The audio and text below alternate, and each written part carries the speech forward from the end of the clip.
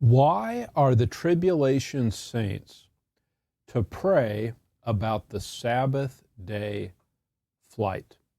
Look with me at Matthew chapter 24, verse 15. Matthew 24, 15.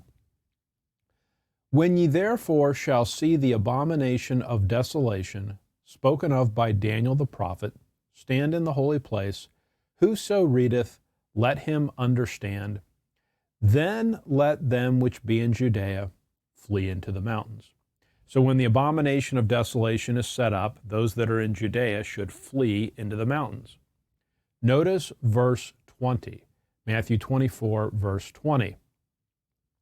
But pray ye that your flight be not in winter, neither on the Sabbath day.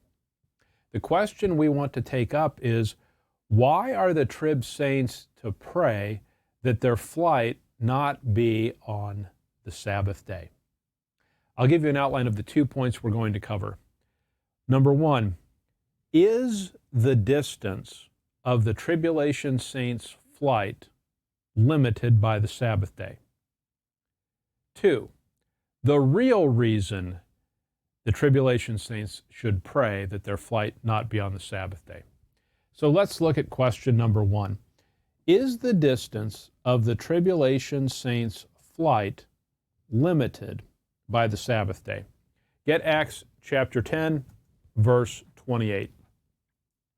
Acts chapter 10 and verse 28. And he said unto them, Ye know how that it is an unlawful thing for a man that is a Jew to keep company or come unto one of another nation. But God hath showed me that I should not call any man common or unclean.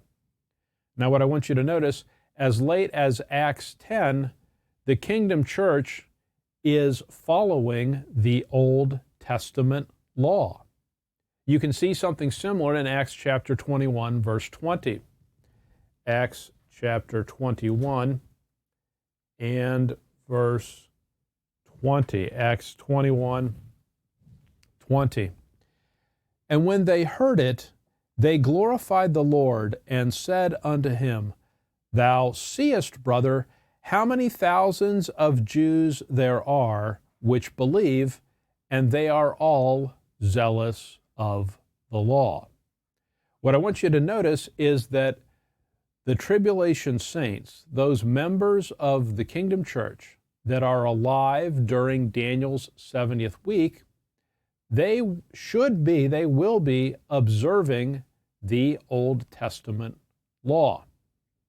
Get with me Acts chapter 1, verse 12.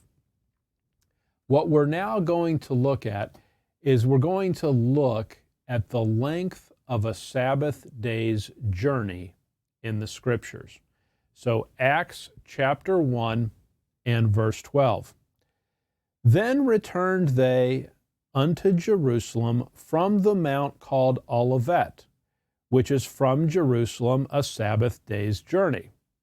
So what we see there is from Mount Olivet to Jerusalem, whatever that distance is, that is a Sabbath day's journey. Get with me Mark 11, verse 1.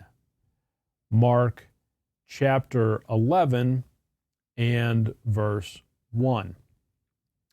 And when they came nigh to Jerusalem unto Bethphage and Bethany, at the Mount of Olives, he sendeth forth two of his disciples.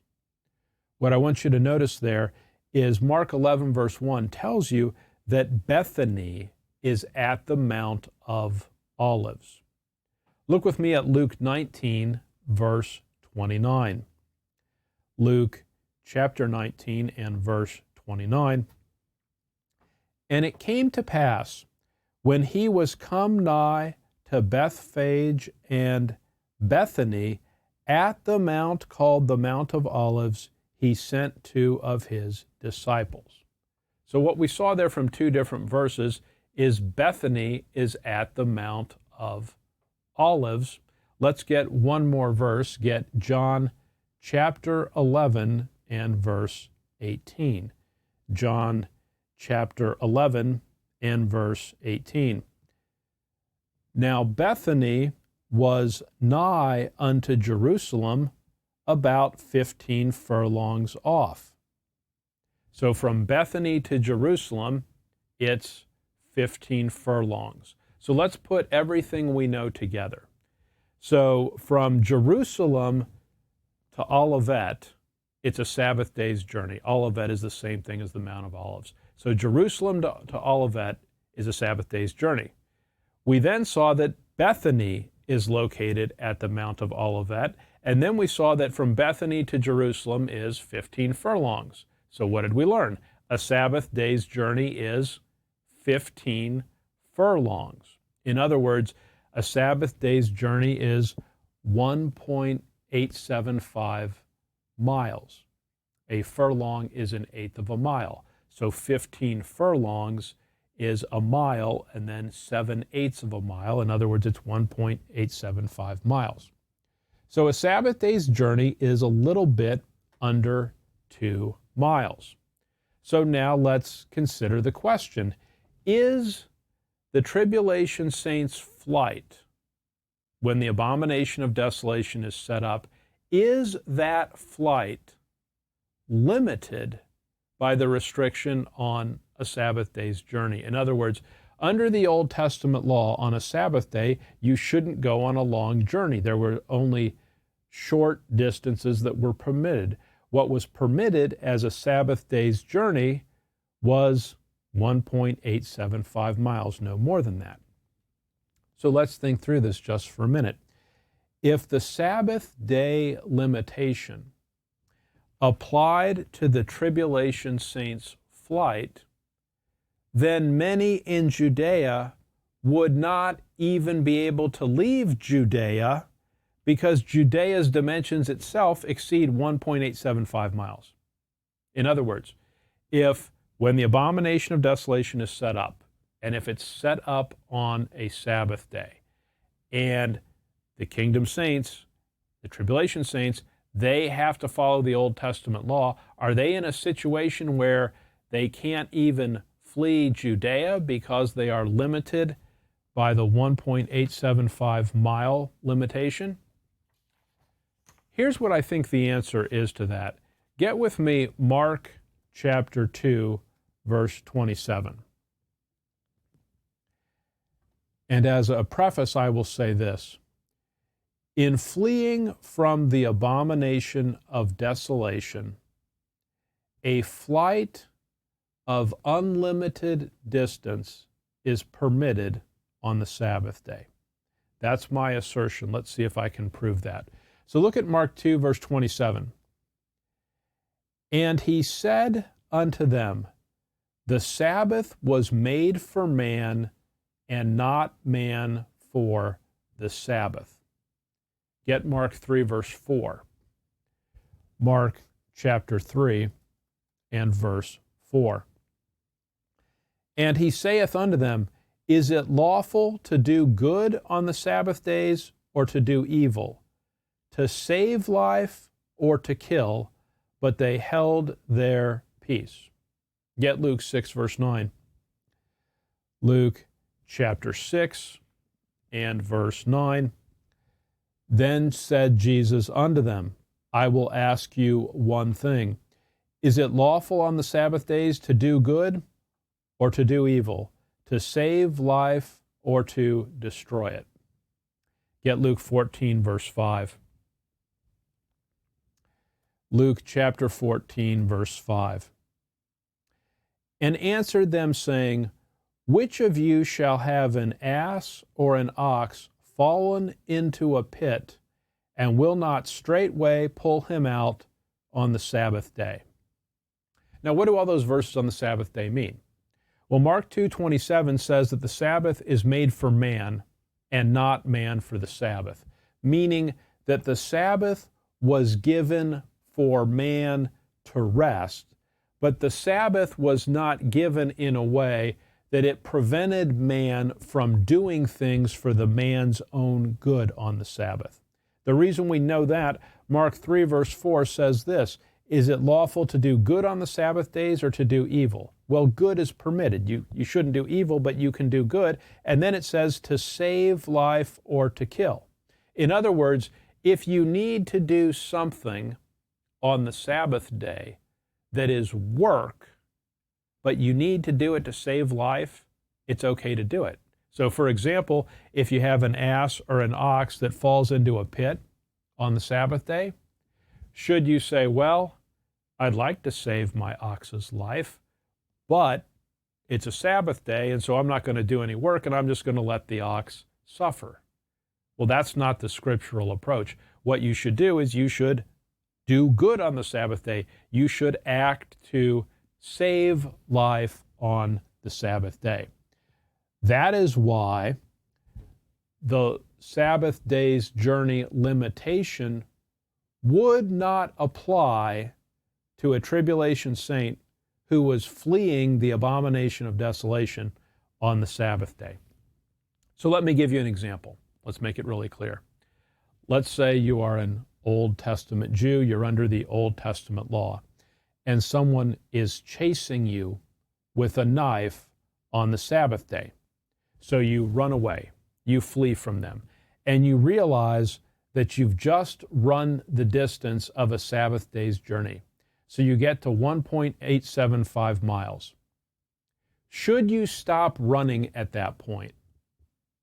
Well, if you stop running at that point, the person that is chasing you with the knife is not complying with the Old Testament law.